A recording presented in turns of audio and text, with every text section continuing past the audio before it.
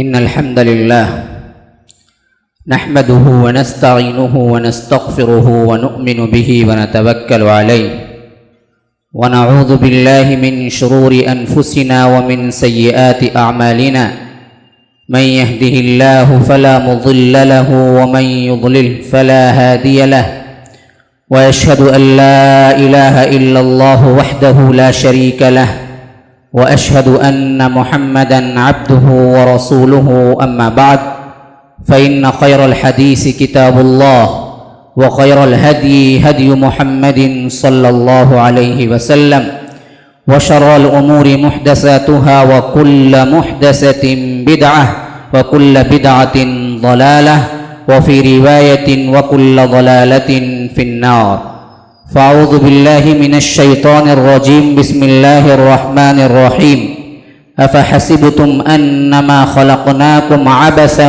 وأنكم إلينا لا ترجعون فتعالى الله الملك الحق لا إله إلا هو رب العرش الكريم ومن يدع مع الله إلها آخر لا برهان له به فإنما حسابه عند ربه إنه لا يفلح الكافرون وقل رب اغفر وارحم وأنت خير الراحمين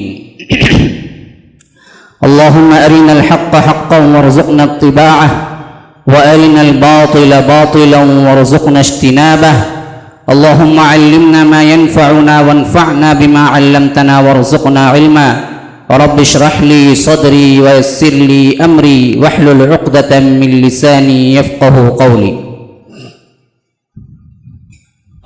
برادران اسلام، واجب الاحترام بزرگوں، دوستوں اور عزیز ساتھیوں، لائق احترام ماؤں اور بہنوں، جو آیات میں نے تلاوت کی ہیں یہ سورہ مؤمنون کے آخری 4 آیات ہیں۔ اللہ تبارک و تعالی فرماتا ہے افحسبتم انما خلقناکم عبثا وانکم الینا لا ترجعون، کیا تم نے یہ گمان کر رکھا ہے، تمہارا یہ خیال ہے، کیا تم اس پر چلتے ہو، یہ عقیدہ بن گیا ہے تمہارا، انما خلقناکم عبثا، ہم نے تمہیں بیکار پیدا کیا ہے، کھیل تماشے کے لیے پیدا کیا ہے، کوئی مقصد نہیں ہے تمہیں پیدا کرنے کا، وَأَنَّكُمْ إِلَيْنَا لَا تُرْجَعُونَ، اور تم میری طرف نہیں آؤ گے، پلٹائے نہیں جاؤ گے، ایک دن میرے حضور میں کھڑے نہیں کیے جاؤ گے، حشر کا میدان برپا ہونا ہے یا نہیں ہونا ہے، قیامت آنی ہے یا نہیں آنی ہے، تمہارے لمحے لمحے کا حساب ہونا ہے یا نہیں ہونا ہے، تم شکر بے مہار ہو نہیں اللہ تبارک و تعالی کے غلام ہو، یہ سب کچھ تم نے کیسے عقیدے بنا کے رکھ لیے ہیں۔ ایک طرح کی تنبیہ ہو رہی ہے کہ ہم نے تمہیں بیکار نہیں پیدا کیا ہے، جب بیکار نہیں پیدا کیا ہے تو کسی کام کی وجہ سے پیدا کیا ہے، اس کا دوسرا معنی یہی ہو سکتا ہے۔ اب کام کی وجہ سے پیدا کیا ہے تو وہ کام کیا ہے، وہ کام کیا ہے، اس کو تلاش کرنا ہے۔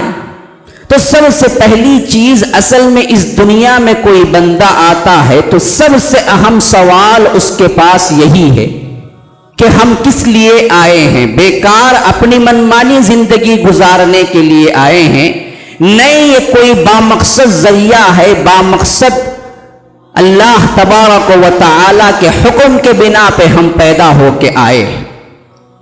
یاد رکھ لیجئے، جب یہ عقیدہ ہمارا درست ہو جائے گا، خیال صحیح بن جائے گا، پھر تو ہمارے لیے اسلام بھی بڑا آسان ہے، شریعت بھی بڑی آسان ہے، اور جنت کے لیے ہم ہر کوئی کام انجام دینے کے لیے تیار ہو جائیں گے، خواہشات نفس آپ کو کسی بھی طرح کھینچ رہے ہوں، کوئی مسئلہ نہیں ہے۔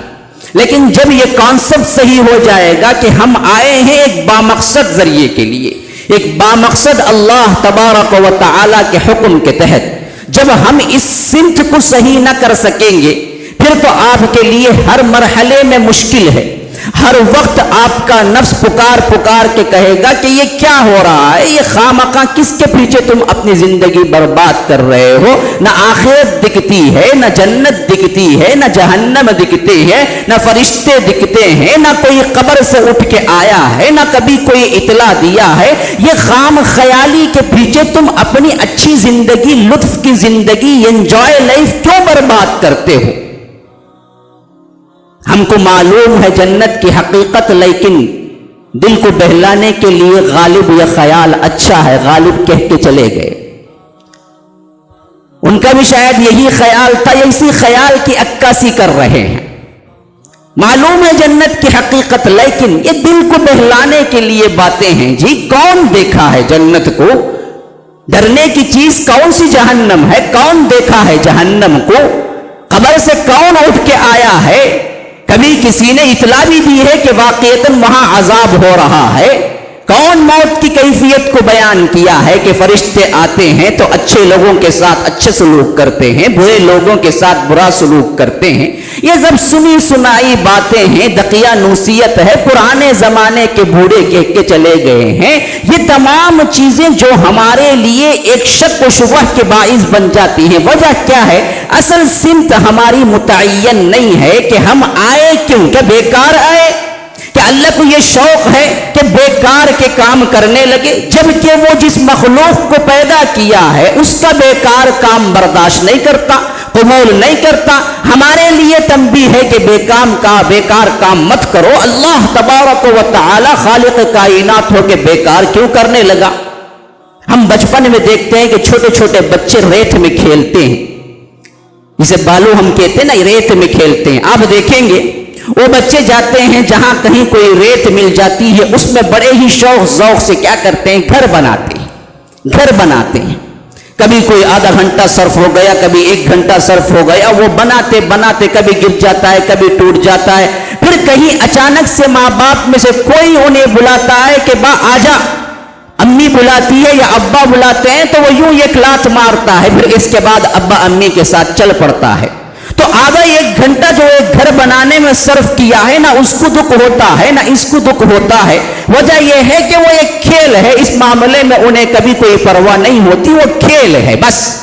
لیکن یہی بچہ جب بڑا ہو جائے گا، 20 سال 25 سال کی عمر کو پہنچ جائے گا، پھر اس کے بعد وہ اسی طرح کا کوئی کام کرنے لگے تو تمام معاشرہ اس کو ڈانٹے گا کہ بھائی بڑا ہو چکا ہے، اب تو ہوش کے ناخن لو، اب تو کم از کم اچھے کام کرو، یہ کیا بیکار کے کام بنا کے رکھتے ہو، تم ریت میں کیا بناتے ہو، یہ بیکار کام ہے، اچھا کام کرو۔ تو بچے کے لیے برداشت ہے کہ یہ کام کھیل ہے، لیکن جب بڑا ہو کے کرتا ہے تو معاشرہ برداشت نہیں کرتا۔ جب یہ بچوں کا کھیل ہے بیکار کام کرنا، کہ اللہ بھی کوئی بچوں کا کام کر رہا ہے، نعوذ باللہ ثم نعوذ باللہ، کہ ایک کائنات کو بنا دیا، ایک مخلوق کو بنا دیا، اب جو چاہے کرتے رہو، کوئی سوال نہیں ہے، پھر اسی طرح مر جاؤ گے، مٹی ہو جائے گے، پھر اس کے بعد نہ جزا ہے نہ سزا ہے۔ وما يهلكنا الا الدهر وقالوا ما هي الا حياتنا الدنيا وما يهلكنا الا الدهر۔ وہ لوگ کہا کرتے تھے، کمیونسٹ قسم کے لوگ اس دور میں بھی تھے، آج کی پیداوار نہیں ہے، یہ اس دور میں بھی کمیونسٹ قسم کے لوگ تھے جنہوں نے کہا کہ یہ حیات دنیاوی کچھ نہیں ہے سوائے زمانے کے۔ وما یہلکنا الا الدہر، زمانہ ہمیں مارتا ہے، زمانہ ہمیں جلاتا ہے، زمانہ ہمیں گلا سڑا دیتا ہے، زمانہ ہمیں فنا کر دیتا ہے، بس وقت کا معاملہ ہے جی، کوئی بڑا بھی نہیں ہے، کوئی پیدا کرنے والا بھی نہیں ہے، کوئی مقتدر بھی نہیں ہے، کوئی کیا ہے مختار بھی نہیں ہے، سب دنیا میں ایسے ہی ہو رہا ہے، ہم بھی ایک وقت کے تحت آئے، ایک وقت کے تحت مر جائیں گے، پھر گل سڑ جائیں گے، مٹی ہو جائیں گے، تو ہمیں کون دوبارہ اٹھا کھڑا کیا جائے گا؟ یہ ہے اصل چیز جو اللہ تبارک و تعالی اس آیت میں سمجھانا چاہتا ہے کہ ہم نے تمہیں بیکار پیدا نہیں کیا ہے، بڑا ہی ایک مقصد ہے جس کے تحت ہم نے تمہیں پیدا کیا ہے۔ اچھا فرمایا انبیاء کے اندر وما خلقنا السماوات والارض وما بينهما لاعبين لو اردنا ان نتخذ لهوا لاتخذناه من لدنا ان كنا فاعلين۔ لیکن کہتا ہے کہ ہم نے اس آسمان کو، اس زمین کو کھیل تماشے کے لیے پیدا نہیں کیا ہے، وما بینہما لاعبین. اب یہ بات کہہ رہا ہے نا، بڑے پتے کی بات ہے، بڑے غور کرنے کی بات ہے. لو اردنا ان نتخذ لہوا لاتخذناہ من لدنا. اگر ہمیں کھیل تماشا ہی پسند ہوتا انسانوں، اپنی طرف سے ہم کوئی کھیل تماشا بنا لیتے، کون روک سکتا تھا؟ تمہیں بھی کھیل تماشے کے لیے پیدا کرنا تھا تو کر لیتے ہم. کھیل تماشائی مقصود ہوتا تو کوئی اور چیز ہم اپنے پاس رکھ لیتے. لاتخذناہ من لدنا ان کننا فاعلین. اگر ہمیں کرنا ہی تھا تو یہ کام بھی ہم کر لیتے، لیکن ہم نے نہیں کیا. تمہیں کھیل تماشے کے لیے پیدا نہیں کیا، یہ کائنات کو کھیل تماشے کے لیے پیدا نہیں کیا. اسی طرح فرمایا کہ وما خلقنا السماء والارض وما بینہما باطلا ذالک ظن الذین کفروا، سورہ صاد کے اندر فویل للذین کفروا من النار. اس کائنات کو ہم نے کھیل تماشے کے لیے پیدا نہیں کیا. اگر ایسا کوئی تمہارا کانسیپٹ ہے، عقیدہ ہے، تو یاد رکھو یہ مسلمانوں کا نہیں ہو سکتا، یہ کافروں کا ہے. ذالک ظن الذین کفروا. یہ کافر لوگوں کا عقیدہ ہے کہ کھیل تماشے کے لیے پیدا کر دیا ہے، کوئی مقصد نہیں ہے اس کے پیدا کرنے میں. تمہیں پیدا کرنے میں کوئی مقصد نہیں ہے، کائنات کو پیدا کرنے میں کوئی مقصد نہیں ہے. اگر یہ عقیدہ ہی تمہارا بھی عقیدہ ہے، یہی کانسیپٹ تمہارا بھی کانسیپٹ ہے، تو یاد رکھو یہ کوئی مسلمان کا نہیں ہو سکتا، یہ کافروں کا ہو سکتا ہے، جن کے لیے ہم نے بھڑکتی ہوئی آگ تیار کر کے رکھی ہے. فویل للذین کفروا من النار. اب ہونا کیا چاہیے؟ یہ سورہ آل عمران میں پوری تفصیل کے ساتھ بیان ہوا ہے. الذين يذكرون الله قياما وقعودا وعلى جنوبهم ويتفكرون في خلق السماوات والأرض ربنا ما خلقت هذا باطلا سبحانك فقنا عذاب النار. یہ وہ لوگ ہوتے ہیں جو غور و فکر کرتے ہیں اس کائنات کے اندر، اپنے اندر. وفي انفسكم افلا تعقلون. ارے تمہارے اندر کتنی نشانیاں ہیں، دیکھو یہ بیکار ہو رہا ہے کہیں. یہ آنکھ کا سسٹم دیکھو، اگر یہ آنکھ کا بیرونی جو سسٹم ہے تمہیں دیکھنے کا، یہ کیمرہ اسی سے ایجاد ہوا ہے. ہم جو دیکھتے ہیں وہ الٹا دیکھتے ہیں. یہ لینس اندر ہوتا ہے جو اس کو سیدھا لمحات کے 1000ویں حصے میں کرتا ہے. لمحات کے 1000ویں حصے میں، لمحات کے 1000ویں حصے میں اس کو سیدھا کر کے تمہیں بتلاتا ہے. اور میموری پاور جو ہے نا، اس کے لیے تو تقریباً 1 ایکڑ جگہ چاہیے. اگر وہ دماغ میں اللہ نے صرف اتنا حصہ میموری کا جو رکھا ہوا ہے، اگر وہ بیرونی طور پر ہم مشن کے ذریعے کریں تو 1 ایکڑ جگہ چاہیے ایک دماغ کے لیے، تب کہیں جا کے اتنی میموری سما سکتی ہے. جی بی وغیرہ بیکار ہو جائے گی. اور بعد میں ٹی بی آیا ہے نا، وہ بھی ٹی بی بھی بیکار ہو جائے گا. کتنی کچھ میموری ہے ہمارے ذہن کے اندر. پتہ ہے 20 سال پہلے کسی کو دیکھا ہے، 20 سال بعد دیکھتے ہیں تو ہم کہتے ہیں کہ فلاں وقت دیکھا ہے. وہ فلیش بیک ایک لمحے کے 1000ویں حصے میں آپ کو آتا ہے، فلاں وقت دیکھا تھا. وہ لاشعور میں محفوظ ہے. شعور میں ایک ہوتا ہے، لاشعور میں ایک ہوتا ہے. اسی وجہ سے پراگندہ خواب بھی کہتے ہیں علماء یہیں سے پیدا ہوتے ہیں. جو لاشعور میں جا کے باتیں فٹ ہوتی ہیں، وہ نیند میں آنکھیں بند ہوتی ہیں تو شعور میں آ جاتا ہے. اور ہم پردے میں دیکھتے ہیں بہت سی چیزیں جو خواہشات تمہارے دماغ میں پہلے سے محفوظ ہیں. کسی سے ملنا ہے اور خواب میں دیکھتے ہیں کہ مل لیے. یہ سب کچھ کیوں ہو رہا ہے؟ یہ محافظہ جو اندر اللہ نے بنایا ہے اس میں پہلے سے فٹ ہے.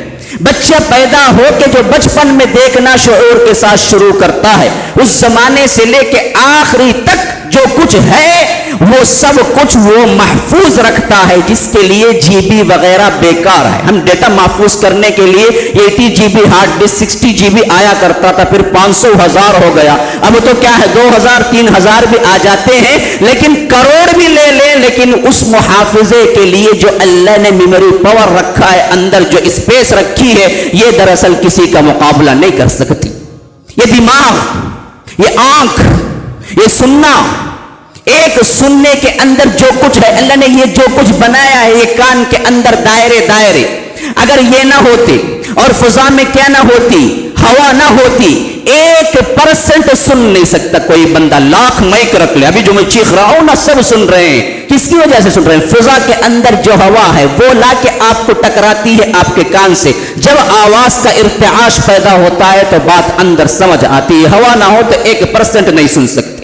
اور زمین جو کچھ اس طرح بھی پھیل رہی ہے، دوڑ رہی ہے، اور اس طرح بھی ہو رہی ہے، یوں بھی ہے یوں بھی ہے، تو اسی وجہ سے وہ فضا کے اندر آواز آپ تک پہنچتی ہے۔ اگر یوں ہوتی صرف پھرنے والی 1% آپ سن نہیں سکتے۔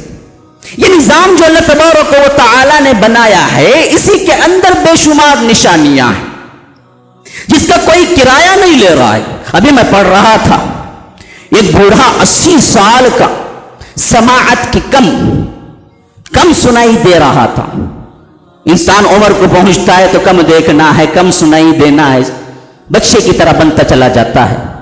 خلقنا الانسان فی احسن تقویم ثم رددناہ اسفل سافلین، لگتا ہے ہم خود کر دیتے ہیں تمہیں بچے کی طرح، پھر اچھا بناتے ہیں، پھر کیا ہے بوڑھا ہونے بچہ بن جاتا ہے تو کم بھی سنائی دینے لگتا ہے۔ تو بوڑھا کہتا ہے کہ میں ڈاکٹروں کے پاس گیا تو ڈاکٹروں نے کہا کہ تمہیں کیا چھوٹا سا ایک آپریشن کرنا ہے، پھر سماعت تمہاری ٹھیک ہو جائے گی۔ کہا کہ چلو کر لو، اور کیا، سماعت ٹھیک ہو گئی۔ باہر نکلا، ہاسپٹل چھوڑ کے جانے لگا تو نرس آئی، کہا کہ فلاں اتنا کچھ خرچہ ہوا ہے تمہارا بل۔ دیکھا تو اتنے ڈالر، زارو قطار بوڑھا رونے لگا۔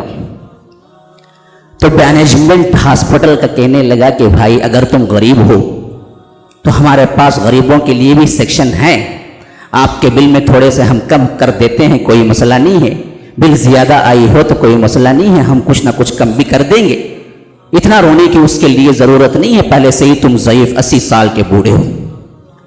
اس نے کہا کہ نہیں آپ نے غلط سمجھا ہے، میں اس کے لیے نہیں رو رہا ہوں، اللہ کے فضل و کرم سے اللہ نے مجھے بہت دیا ہے، میں کروڑوں روپئے کی مالیت رکھتا ہوں، میں کروڑ پتی ہوں، اور مجھے پیسہ کوئی حقیقت نہیں بنتا، میں بل پے کرنے والا ہی ہوں، اور بل پے کرنا میرے لیے کوئی بڑی بات نہیں ہے، میں اس کے لیے نہیں رو رہا ہوں، آپ نے غلط سمجھا ہے۔ میں تو اس وجہ سے رو رہا ہوں کہ 80 سال سے اللہ تبارک و تعالی نے مجھے سماعت کی قوت دی تھی، بغیر بل کے ایک مرتبہ بھی بل نہیں بھیجا تھا، ایک ماہ کی بھی بل نہیں آئی تھی میرے پاس، ابھی آپریشن کر کے ایک دن نہیں ہوا، اتنا خرچہ بل آئی ہے کہ اللہ نے کتنے سالوں سے مجھے سماعت دے رکھی تھی، لیکن میں نے اس کا شکر کیا ادا کیا، یہ سوچ کے رو رہا ہوں۔ 80 سال سے سن رہا ہوں، 80 سال سے استعمال کر رہا ہوں اس کی چیز، اور اس نے 1 روپیہ رینٹ نہیں لیا میرے سے، 1 روپیہ خرچہ نہیں لیا میرے سے، اور آج صرف 1 دن کے لیے سماعت دے رہے ہو تو تمہیں اتنی بل لا کے دیتے ہو، یہ سوچ کے رو رہا۔ یہی حیثیت، ہر حیثیت سے آپ دیکھ، کوئی چیز خراب ہوتی ہے انسانی جسم کے اندر تو تب جا کے دیکھیں اس کی کیا قیمت ہوتی ہے۔ قیمت اس وقت لگائیں جب آپریشن کی بل آتی ہے، اللہ نے بغیر کوئی اس کے اتنے سال آپ کو دے رکھا تھا، شکر کہاں ادا کیے؟ تو فرمایا کہ وفی انفسکم افلا تبصرون، تم اپنے آپ میں دیکھو اگر تم دیکھنے والے واقعتاً ہوتے۔ اسی طرح فرمایا کہ ان الذین یذکرون اللہ قیاما وقعودا وعلی جنوبہم، میرے بندے تو وہ ہیں جو اس کائنات میں غور و فکر کرتے رہتے ہیں، اور بیٹھے لیٹے جنبش کے بل ہر طرح اللہ کی اس کائنات کی تخلیق اور اپنے بارے میں فکر کرتے رہتے ہیں۔ آخر میں ان کا جملہ کیا ہوتا ہے؟ ما خلقت ھذا باطلا، اے اللہ اس کائنات کو تو نے باطل نہیں پیدا کیا، سبحانک، پاک ہے تو، وقنا عذاب النار، اے اللہ ہمیں عذاب نار سے نجات دے دے، بچا دے۔ تو سب سے پہلے اس کانسیپٹ پہ آنا ہے لوگوں، مسلمانوں، آج آپ کو تہیہ کرنا ہے، ہم بامقصد پیدا کیے گئے ہیں، بے مقصد پیدا نہیں کیے گئے، اور یہ مقصد اللہ تبارک و تعالی نے اگلی ہی آیت میں فرمایا کہ کیا وَمَن يَدْعُ مَعَ اللَّهِ إِلَٰهًا آخَرَ لَا بُرْهَانَ لَهُ بِهِ فَإِنَّمَا حِسَابُهُ عِندَ رَبِّهِ۔ دیکھو میں تمہیں بامقصد پیدا کیا ہوں، اور مقصد یہ ہے کہ تم میرے علاوہ کسی اور کو نہ پکارو، اگر کوئی پکارتا ہے تو وہ بلا دلیل پکارتا ہے، کسی اور کو نہ سمجھو اپنا خالق، اپنا مالک، اپنا الہ یہ پیشانی سب سے اونچی اوپر رکھی ہے، تم بھی کسی اور کے آگے نہ جھکانا، یہ پیشانی بڑی عظمت والی ہے، یہ رب العالمین کے سامنے جھکے گی، یہ ہاتھ بڑے عظمت والے ہیں، کسی کے لیے نہ اٹھانا، یہ قیام بڑا معزز ہے، کسی کے لیے ہاتھ باندھ کے کھڑے نہ ہونا، رکوع نہ کرنا، سجدہ نہ کرنا، نظر و نیاز نہ کرنا، نہ کسی درگاہ پہ، نہ کسی چوکٹ پہ، نہ کسی منسٹر پہ، نہ کسی وزیر اعلیٰ پہ، نہ کسی وزیر اعظم پہ، کسی پہ بھی نہیں، یہ میرا حق ہے، پکارنا ہو تو مجھے پکارو، کسی اور کو نہ پکارو، مانگنا ہو تو میرے سے مانگو، کسی اور سے نہ مانگو، التجائیں کرنی ہو تو میرے سے کرو، کسی اور سے نہ کرو، یہ میرا حق ہے، اسی کے لیے میں نے تمہیں پیدا کیا ہے۔ وَلَا وَمَن يَدْعُ مَعَ اللَّهِ إِلَٰهًا آخَرَ لَا بُرْهَانَ لَهُ بِهِ، جو کوئی اللہ کو چھوڑ کے دوسرے الہ کو پکارتا ہے، دوسرے معبود کو پکارتا ہے، لا برہان لہ بہ، اس کے لیے کوئی دلیل نہیں ہے، کوئی برہان نہیں ہے، کوئی سرٹیفکیٹ نہیں ہے، کوئی وعدہ نہیں ہے، فإنما حسابه عند ربہ۔ اب اس کار اور اس مقصد کے تحت ہم نے پیدا کیا ہے، تو اللہ تبارک و تعالی دوسرا نتیجہ بھی بیان کر رہا ہے، جب میں نے با مقصد پیدا کیا تو حساب بھی میرے ذمے ہے، میں نہیں چھوڑوں گا تمہیں، بیکار پیدا کرتا، ایسے ہی پیدا کرتا، منمانی کرنے کے لیے پیدا کرتا، کھیل تماشے کے لیے پیدا کرتا، کوئی مسئلہ نہیں ہے، لیکن میں نے با مقصد پیدا کیا ہے تو اب پوچھوں گا تمہارے سے، حساب میرے ذمے ہے۔ یہ کیسے ہو سکتا ہے کہ میں با مقصد پیدا کر دوں، تم منمانی کرو اور میں نہ پوچھوں؟ فإنما حسابه عند ربه انه لا يفلح الكافرون، اور ہم کافروں کو فلاح نہیں دیا کرتے، کافر فلاح نہیں پاتے۔ قل رب اغفر وارحم، اللہ کے رسول آپ کہیے رحم کر، مغفرت کر دے اے رب، وانت خیر الراحمین، تو بڑا ہی رحم کرنے والا ہے۔ تو فرمایا اس آیتوں کے ذریعے اللہ تبارک و تعالی نے ایک پیغام، ایک کانسیپٹ دیا ہے، وہ کیا ہے؟ سب سے پہلے یہ سمجھو کہ ہم با مقصد طریقے سے پیدا کیے گئے ہیں، اور وہ مقصد کیا ہے؟ زمین کے اندر توحید کو قائم کرنا اور توحید پہ اپنی زندگی کو گزارنا، دو باتیں، توحید تمہارے اندر آ جائے، نمبر دو توحید کو پھیلانے کے لیے تن من دھن لگاؤ، یہ دو کام تمہارے اپنے ہیں۔ صرف یہ نہیں کہ توحید فرض بن گئے، توحید ہم مانتے ہیں جی، ہم بھی کیا ہے درگاہ کو نہیں جاتے تو کتنوں کو رکوایا بھی ہے، کتنوں کے لیے کوششیں کی ہیں، اس توحید کو کتنے لوگوں کے سامنے پھیلایا ہے، کتنے بے گناہ جو معصوم ہیں، جو ان علماء سو کے باتوں میں آ جاتے ہیں، ان کو آپ نے پیغام دیا ہے، تبلیغ کی ہے، بلایا ہے، اچھے الفاظ سے دعوت دی ہے، کتنوں کو ہے؟ کائنات کے اندر جہاں کہیں بھی شرک ہو رہا ہے، ذمہ دار پوچھا جائے گا وہاں کے رہنے والے مسلمانوں کو، یہ تمہارا کام تھا، یہ توحید کا کام تمہارا تھا، تم اسی لیے پیدا کیے گئے، لیکن کتنا کام کیا؟ آج ہمارے پاس پہلے ہی مسئلہ کیا ہے؟ بہت سے فرقے بنے ہوئے ہیں، ان میں بھی ہمیں ایک فرقہ بن کے رہ گئے ہیں، بس جماعت سے جو ٹکڑا نکلتا ہے اس کو بولتے ہیں فرقہ، یہ ایک فرقہ بن کے رہ گئے، فرقہ نہیں ہے، یہ مسلمانوں کا عقیدہ ہے متفقہ جو اللہ تبارک و تعالی پیش کر رہا ہے قرآن کے ذریعے۔ ہم توحید کو پھیلانے کے لیے کتنا کام کر رہے ہیں، پہلے ہی ماننے والے بہت کم ہیں، لیکن جو مانتے ہیں وہ تکیہ رکھ کے سو رہے ہیں اور آرام کر رہے ہیں، بڑے ہی ان کے دلوں کے اندر یہ بات راسخ طور پہ بیٹھی ہوئی ہے کہ ہم تو کیا توحید پہ ہیں جی، لیکن کام کیا کر رہے ہو؟ اس مقصد کے لیے تم نے کیا کیا ہے جس مقصد کے لیے اللہ نے تمہیں پیدا کیا ہے؟ وما خلقت الجن والانس الا ليعبدون، ہم نے جنوں اور انسانوں کو پیدا ہی نہیں کیا لیکن صرف اور صرف عبادت کے لیے۔ عبادت کسی اور کی ہو رہی ہے، کسی چوکٹ کی ہو رہی ہے، کسی جھنڈے کی ہو رہی ہے، کسی بنڈے کی ہو رہی ہے، کہیں کسی پیر کی ہو رہی ہے، کہیں کسی شخصیت کی ہو رہی ہے، کہیں کسی حجر شجر کی ہو رہی ہے، ہم سب تکیہ کر کے خاموشی سے بیٹھے ہوئے، کیا کام ہوا ہے اس سلسلے؟ تم نے کمانا اپنا ذمہ لیا، تم نے بیوی بچوں کو پالنا اپنا ذمہ لیا، والدین کو دیکھنا اپنا ذمہ لیا، اولاد کو دیکھنا اپنا ذمہ لیا، جبکہ یہ ذمہ داریاں اللہ تبارک و تعالی پہلے ہی لے چکا ہے۔ تم اتنا ہی کما سکتے ہو جتنا پہلے ہی مقدر ہو چکا ہے۔ تم کس بھی ذریعے سے کماؤ وہی کچھ ملے گا جو پہلے سے مقدر ہو چکا ہے. ومن اراد الاخرة وسعى لها سعيها وهو مؤمن من كان يريد الاخرة. یاد رکھ لیجئے اصل آخرت ہے جس کی زندگی کے لیے تمہیں کوشش کرنے کی دعوت دی گئی ہے, دنیا کے لیے نہیں. دنیا تو اللہ کہتا ہے وہی کچھ ملے گا جو پہلے ہی ہم مقدر کر دیے ہیں. رب العالمین اسی وقت رب العالمین ہے جب تمہارے رزق ذمہ داری تم آنے سے کروڑا سال پہلے لے چکا تھا. وما من دابۃ الا علی اللہ رزقها ويعلم مستقرها ومستودعها كل فی کتاب مبین. اللہ کہتا ہے کہ کوئی پرندہ, کوئی سانس لینے والا, کوئی جانور, کوئی پتنگا, کوئی متنفس ایسا نہیں ہے جس کے رزق کی ذمہ داری میرے اوپر ہے. الا علی اللہ رزقها, یہ ذمہ داری میری ہے. اسی طرح اللہ کے رسول کہتے ہیں کہ جس طرح چرند و پرند توکل کرتے ہیں, لو توکلوا علی, اسی طرح اللہ کے رسول کہتے ہیں کہ جو چرند و پرند توکل کرتے ہیں اسی طرح اگر انسان بھی توکل کرنے لگے, جس طرح صبح سویرے اپنے گھروں سے وہ نکلتے ہیں, گھونسلوں سے وہ نکلتے ہیں تو خالی پیٹ نکلتے ہیں, تروح بطانا, جب وہ واپس پلٹتے ہیں تو بھرے پیٹ کے ساتھ پلٹتے ہیں. بعینہ ہی اسی طرح انسان بھی توکل کرنے لگے تو اللہ ان کو بھی ایسے ہی رزق دے. یہ ذمہ داری وہ لے چکا ہے. یہ اصل ذمہ داری نہیں. ذمہ داری یہ ہے کہ تم اللہ کی عبادت کرو اور اللہ کی توحید کو کائنات میں پھیلاؤ. اس کے لیے جان مال دو, اس کے لیے اپنے تن من دھن لگاؤ. اصحاب رسول اللہ صلی اللہ علیہ وسلم نے یہی کچھ کیا تھا. انہوں نے اس بات کو سمجھا تھا, اسی کے لیے اپنی زندگیاں لگائی تھی.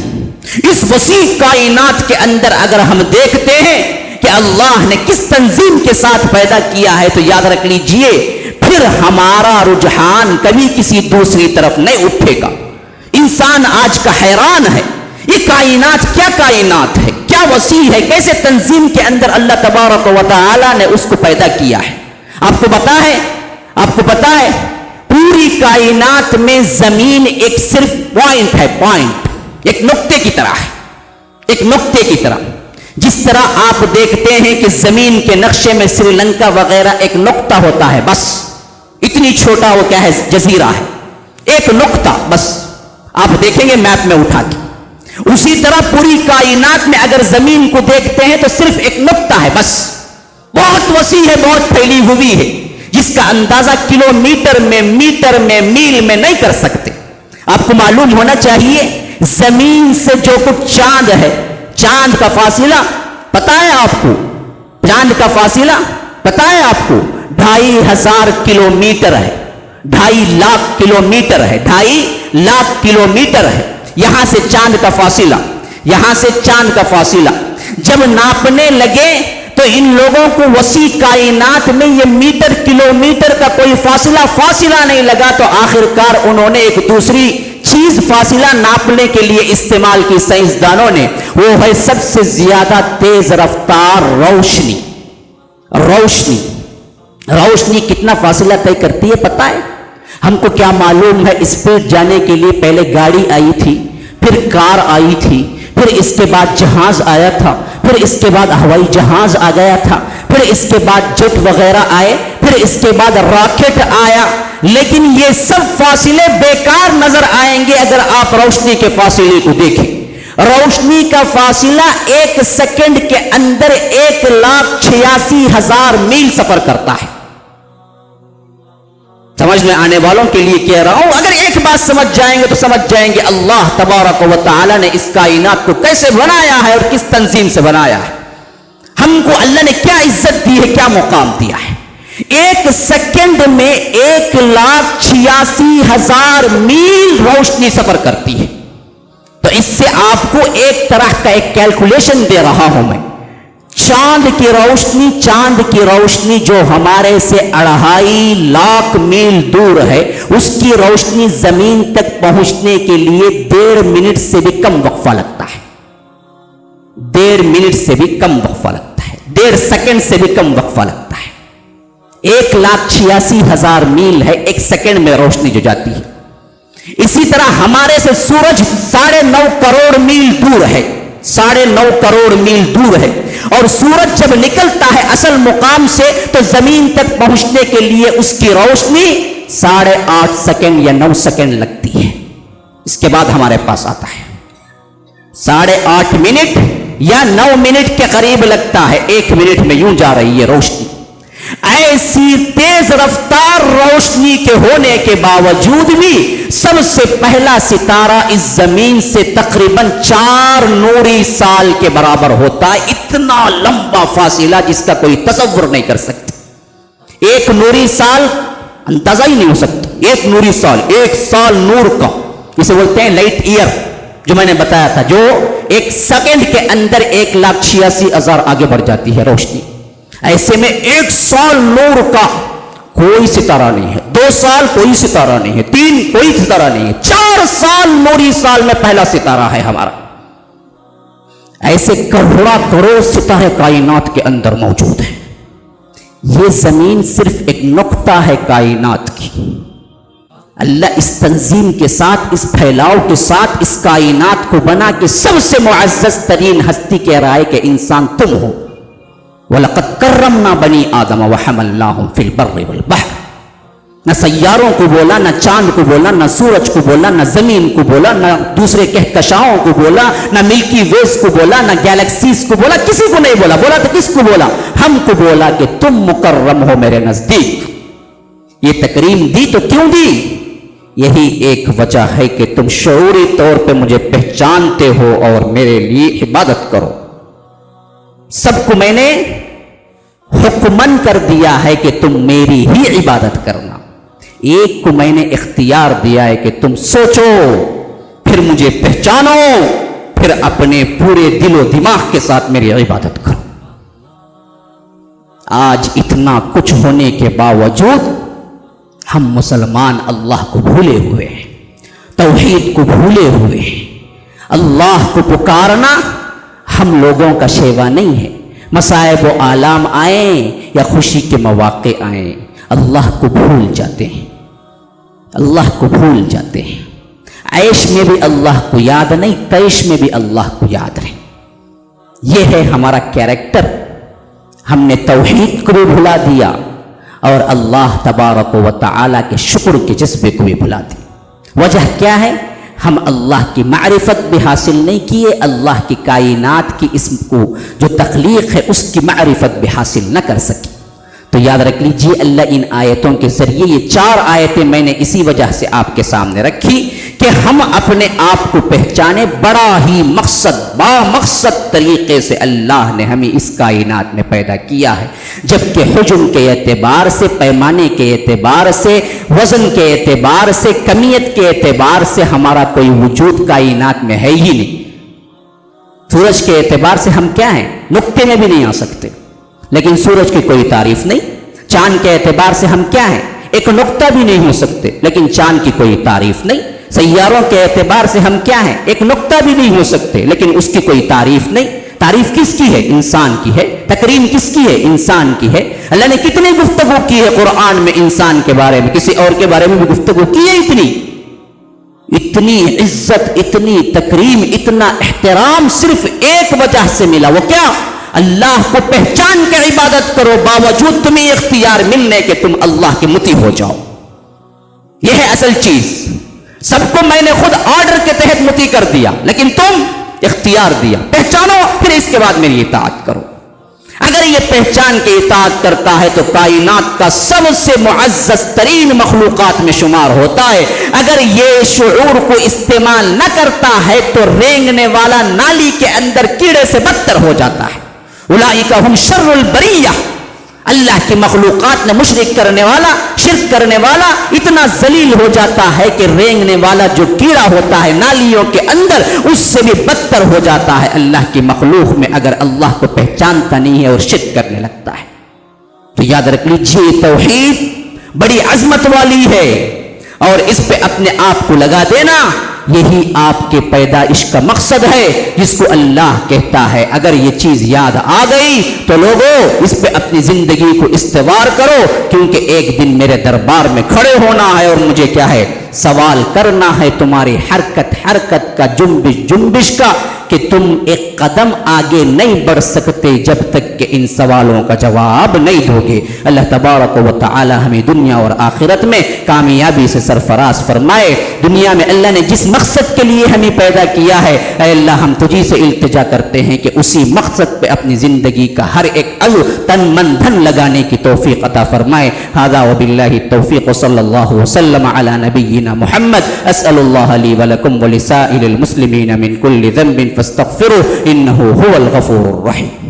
کبھی اے نوجوان مسلم تدبر بھی کیا تو نے، وہ کیا گردوں تھا تو جس کا ہے ایک ٹوٹا ہوا تارا، تجھے اس قوم نے پالا ہے آغوش محبت میں کچل ڈالا تھا، جس نے پاؤں میں تاجے سرے دارا، تمدن اپنی خلاق آئینے جہاں داری وہ صحرائے عرب یعنی شتر بانوں کا گہوارہ، تمدن اپنی خلاق آئینے جہاں داری وہ صحرائے عرب یعنی شتر بانوں کا گہوارہ، وہ صحرائے عرب یعنی شتر بانوں کا گہوارہ۔ کبھی اے نوجوان مسلم تدبر بھی کیا تو نے، وہ کیا گردوں تھا تو جس کا ہے ایک ٹوٹا ہوا تارا، تجھے اس قوم نے پالا ہے آغوش محبت میں اجل ڈالا تھا، جس نے پاؤں میں تاجے سرے دارا، سما الفقر بخری کا رہا شان امارت میں، بآب و رنگ و خال و خط چہاجت روئے زیبارا، سما الفقر فخری کا رہا شان امارت میں، بآب و رنگ و خال و خط چہاجت روئے زیبارا، بآب و رنگ و خال و خط چہاجت